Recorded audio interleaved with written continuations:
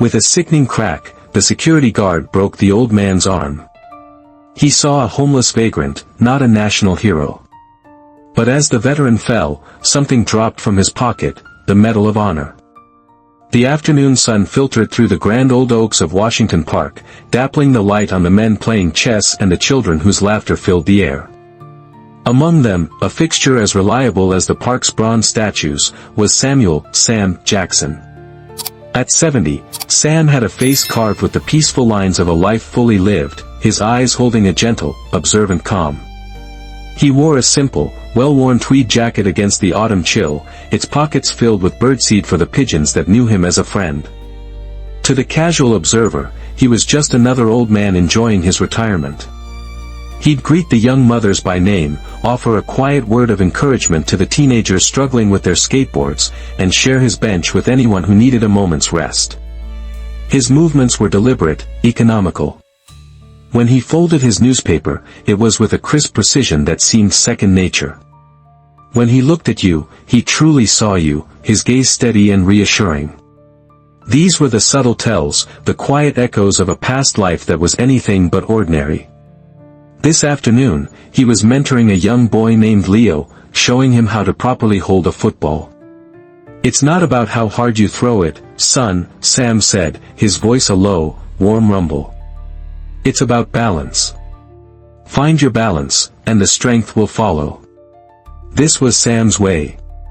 He never spoke of his time in the service, of the jungles of Vietnam, or of the day that defined his life. He believed heroism wasn't a story to be told, but a standard to be lived, quietly and with humility. The community saw him as their own, a grandfatherly figure, a keeper of the park's gentle rhythm. They saw the faded jacket, the kind smile, the slow, deliberate pace. They saw a man who was harmless, a man who was safe. They didn't see the training that allowed him to catalog every face in the park, the discipline that kept his back ramrod straight even while seated, or the profound weight of the nation's highest honor resting silently in his pocket. They saw the man, but they had no idea of the measure of his sacrifice. And in this peaceful anonymity, Sam found his own kind of solace. The park's gentle harmony was broken by a discordant presence. Officer Miller, the head of park security, moved with an arrogant swagger that curdled the air around him. He was a man who confused authority with power, his uniform a shield for his deeply ingrained prejudices. In his eyes, Sam's quiet presence was an anomaly, a stain on the manicured perfection of his domain. He saw Sam's faded jacket and dark skin and made a swift, ugly calculation. "All right, old-timer, time to move along," Miller's voice sliced through the air, sharp and dismissive. He gestured with his baton. "This isn't a shelter. We need to keep the area clear." Sam looked up from his conversation with Leo, his expression calm, betraying no surprise. He had encountered men like Miller before, in places far more dangerous than this. "Good afternoon, officer," Sam replied, his tone even. "I believe the park is open to all citizens until dusk. I'm not causing any trouble." This polite, principled resistance was something Miller couldn't abide. He expected deference, perhaps fear. What he got was quiet dignity, and it enraged him. "I'm the authority here, and I'm telling you to leave," Miller spat, stepping closer, his body language aggressive. "Now." "I will not," Sam said, his voice still quiet but now infused with a steel forged in the fires of conviction. "I have every right to be here." The standoff was brief but absolute. For Miller, this wasn't about park rules anymore, it was about dominance. It was about putting this old black man, who dared to speak to him with such composure, back in his place. He reached out to grab Sam's jacket. Instinctively, Sam stood his ground, a lifetime of discipline preventing him from either flinching or escalating. He simply held his space, a silent refusal to be manhandled. This immovability was the final spark. Miller saw it as defiance. With a snarled curse, he grabbed Sam's arm, twisting it behind his back. He drove his knee into Sam's side, unbalancing the old soldier, and used the leverage to apply a vicious, wrenching pressure. The sound was sickeningly sharp, a dry crack that echoed louder than any child's laugh. A wave of white-hot agony shot through Sam's arm, and he fell to the hard pavement, his breath stolen by the shock and the pain. For a heartbeat, the park froze. The collective gasp of onlookers was a physical thing, a vacuum of sound where laughter used to be. Miller stood over Sam's crumpled form, panting slightly, a triumphant sneer on his face. He had won. He had broken the old man's defiance. As Sam hit the ground, the force of the impact dislodged a small, heavy object from the inner pocket of his worn jacket. It slid across the pavement, coming to rest near the toe of a young man's sneaker. It wasn't the clatter that drew attention, but the glint of gold against the gray concrete, and the vibrant, star-spangled blue of the ribbon attached to it. The young man, a history major from the local university, bent down. His eyes widened, first in confusion, then in utter, heart-stopping disbelief. He looked from the object in his hand to the old man on the ground, then back again. His voice, when he spoke, was a choked whisper that carried across the stunned silence. "Oh my God! Do you know what this is? This is the Medal of Honor." The words rippled through the crowd like a shockwave. Whispers turned to frantic murmurs. Cell phones, which had been hesitantly raised to record the assault, now focused with renewed purpose, their lenses zooming in on two things: the stoic, paint-etched face of the fallen veteran, and the nation's highest military decoration lying in the dust. The atmosphere shifted instantly and irrevocably. This was no longer just an assault on an old man, it was a sacrilege. It was an attack on a symbol that transcended politics, race, and time. A woman clutched her son, her face a mask of horror. An older man, wearing a faded, navy cap, took a step forward, his fists clenched at his sides. Miller saw the medal. He saw the shift in the crowd. But his arrogance was a fortress. "It's a fake," he scoffed, trying to regain control. "A piece of junk these guys buy at the surplus store to get handouts." But his words were hollow, drowned out by the rising tide of outrage. He had assaulted a citizen. He had broken the arm of an old man. But in his ignorant cruelty, he had done something far, far worse. He had desecrated a hero. And as the sirens wailed in the distance, Miller began to realize, with a dawning sense of dread, that he hadn't just broken a man's arm. He had awakened a sleeping giant. The call reached Amelia Jackson while she was in the middle of a deposition. As a human rights lawyer, she was accustomed to hearing stories of injustice, but the frantic voice of a stranger describing an attack on her father sent a chill of primal fear through her. She arrived at the hospital to find her father, Sam, in a curtained-off cubicle, his arm being set in a cast. The physical pain was evident in the tight lines around his mouth, but his eyes held a familiar, heartbreaking calm. He was more concerned about her than himself. Amelia's role transformed in that moment. The daughter became the defender. The child became the guardian of her father's honor. As she held his good hand, her phone began to vibrate incessantly. The video from the park was everywhere. The image of the Medal of Honor on the ground had become a digital rallying cry. The story exploded not in the mainstream news at first, but in the tight-knit, fiercely loyal world of the military community. It blazed across veteran forums, Facebook groups for every service branch, and the Twitter feeds of military bloggers. The narrative was clear and potent: one of their own, a national hero, had been brutalized and disrespected. The outrage was personal, visceral, and overwhelming. Messages of support poured in. The local VFW post organized a vigil outside the hospital. A non-profit that provides legal aid to veterans had already assigned a top litigator to the case, free of charge. Amelia watched it all unfold with a lawyer's analytical mind and a daughter's grieving heart. She knew this was more than a viral moment, it was the start of a campaign. The official story from the park's management company was weak and dismissive, referring to a minor altercation and placing Miller on administrative leave. This only fanned the flames. The company's social media pages were flooded with furious comments. Veterans began posting pictures of themselves in uniform, holding their own medals, with the hashtag I stand with Samuel Jackson. It was a digital army mobilizing, a storm gathering its strength, ready to unleash its fury not just on one ignorant guard, but on the system that hired and protected him. By the second day, the storm had hit Washington, D.C. During a Pentagon press briefing, a reporter from a major military news outlet asked the question that was on everyone's mind: does the Department of Defense have a comment on the assault of Medal of Honor recipient Samuel Jackson? The spokesman, a stern-faced admiral, abandoned his prepared notes. His response was cold and precise. "We are aware of the deeply disturbing incident. Samuel Jackson is a hero of the highest order.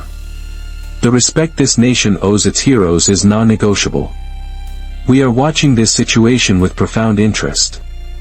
The statement was a cannon shot. In the coded language of officialdom, it was a clear signal of immense displeasure from the highest levels of the military. That afternoon, a U.S. congressman from Sam's home state, himself a decorated Vietnam veteran, gave a blistering speech on the House floor. "A man who wears our nation's highest honor was treated like refuse in a public park," he thundered, his voice cracking with emotion. "This is not just an assault on one man, it is an assault on the flag he fought for, on the values we claim to hold dear." The most powerful message, however, came without a press conference.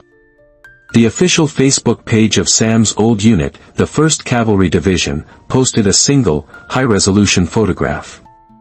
It was of a young, impossibly brave Sergeant Jackson in the jungles of Vietnam, his face smudged with dirt, his eyes filled with a fire that 70 years had not extinguished.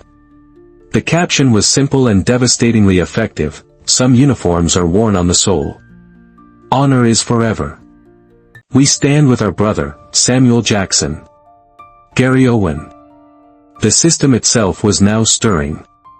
This was no longer a local news story. It had touched a sacred nerve in the American psyche. The assault had created a rare moment of unity, bridging political divides. The issue wasn't about policy, it was about honor. The quiet, humble man in the park had, through no desire of his own, become a living symbol of a nation's conscience. And that conscience was demanding an answer. In the sterile quiet of his hospital room, Sam Jackson became the calm eye of the hurricane. While the world raged on his behalf, he radiated a profound and sorrowful peace. His anger wasn't for his broken arm, but for the broken promise he felt the incident represented. He had fought for a country where dignity was a right, not a privilege. His daughter, Amelia, became his general. She translated his moral clarity into a legal and media strategy. They were a formidable team, the warrior philosopher and the razor-sharp litigator. The first decision they made was crucial. They rejected calls for loud, angry protests. "Anger is a fire that burns out," Sam told Amelia, his voice low but firm. "We need a light that shows the way. We don't need to shout. We need to teach." Following his lead, Amelia's press statements were models of controlled power. She spoke not of revenge, but of accountability. She framed the impending lawsuit not as a quest for money, but as a demand for systemic change. Their campaign would be one of dignified resolve. Their legal team, a powerhouse group of veteran and civil rights attorneys, worked around the clock. They weren't just building a case against Miller, they were building an indictment of the corporate culture of the park management company, uncovering a pattern of complaints and biased hiring practices. Meanwhile, Sam did what he had always done: he connected with people. From his hospital bed, he took calls from old army buddies, from young soldiers serving overseas who had heard his story, and from the mothers and fathers in his own community. He listened more than he spoke. He offered comfort to those who were outraged for him. He was, even with his arm in a sling, still a leader of men. This approach, combining Amelia's fierce legal maneuvering with Sam's quiet moral authority, was devastatingly effective. It denied their opponents the ability to paint them as angry radicals. Instead, they appeared as what they were, a father and daughter of immense integrity, demanding that a nation live up to its own ideals. They were not just fighting a battle, they were changing the terms of engagement. The courtroom was a study in contrasts. On one side sat Officer Miller, flanked by a team of expensive corporate lawyers. On the other sat Samuel Jackson, his arm in a simple black sling, his daughter Amelia by his side, her face set with determination. The trial became less about a broken arm and more about a broken trust. Miller's defense was predictable and ugly. His lawyers attempted to paint Sam as an unstable, aggressive old man, suggesting his military service had left him with hidden psychological scars. They floated the idea that he was confrontational, that Miller had felt threatened. They even had the audacity to question the authenticity of the Medal of Honor, calling it a prop intended to garner sympathy. This strategy backfired spectacularly. Amelia's legal team was prepared. They didn't just refute the claims, they dismantled them with surgical precision. They called a military historian to the stand, who emotionally recounted the official citation for Sam's medal, an act of selfless bravery where he had single-handedly defended his wounded comrades against overwhelming odds. They called a Pentagon official who confirmed, under oath, Samuel Jackson's status as one of America's most revered living heroes. The trial's climax came when Sam himself took the stand. He walked slowly, deliberately, to the witness box. He spoke without anger, his voice filling the silent courtroom. "The attorney for the defense suggests my training made me a threat," Sam began, looking directly at the jury. "He is mistaken. My training, for 30 years in the United States Army, was about control. It was about de-escalation. It was about protecting the men and women to my left and my right. The most important value the military taught me was this: true strength is not the power to harm, but the discipline to protect." He paused, his gaze sweeping over Miller. "The young man who broke my arm, he acted without discipline. He acted out of fear and prejudice. He saw my skin, not my humanity. He saw a threat where a citizen stood. That is not strength. That is a profound weakness." In that moment, the trial was over. Sam hadn't just defended himself, he had given a master class on honor. The shame in the room was palpable, and it did not belong to him. The jury's deliberation was swift. When they filed back into the courtroom, their verdict was etched on their faces. The foreperson stood and, in a clear voice that seemed to seal the chapter, pronounced Miller guilty on all charges, including aggravated assault and violation of civil rights. A quiet, collective sigh of relief swept through the gallery. But the consequences didn't end with Miller. Faced with a mountain of negative press and the threat of a ruinous lawsuit from Amelia's team, the park's parent corporation capitulated completely. Their CEO issued a public, televised apology, not a carefully worded statement, but a direct address to Samuel Jackson and the nation. He announced a multi-million-dollar settlement, and, more importantly, a complete overhaul of their security protocols nationwide. The Miller Reform, as it became known, included mandatory de-escalation, implicit bias, and veteran awareness training for all personnel. They established a new civilian oversight committee, and Amelia Jackson was invited to be its first co-chair. Justice, in this case, was not just punitive, it was constructive. It was a victory that echoed far beyond the courtroom doors, creating a tangible legacy of change. Sam Jackson could have taken the settlement money and retired to a life of quiet comfort. He did not. In a move that surprised no one who truly knew him, he announced that every penny of the settlement would be used to establish a new foundation, the heart of the medal. The foundation had two simple, powerful missions. First, to provide aid and legal support for homeless and low-income veterans who had been forgotten by the system they had served. Second, to create youth mentorship programs in underserved communities, pairing retired veterans with at-risk kids to teach them history, civics, and the values of honor and service. 1 year later, on a bright, clear afternoon, a ceremony was held in Washington Park. A new Veterans Honor Corner was dedicated, with a simple granite plaque celebrating the contributions of all who had served. Samuel Jackson, his arm now fully healed, stood before a crowd of children, their faces a beautiful mosaic of the America he had fought for. He held his Medal of Honor in his hand, its golden rays catching the sun. He wasn't telling them about the battle where he'd earned it. He was telling them what the medal truly meant, not a prize for fighting, but a promise to always stand up for those who cannot stand for themselves.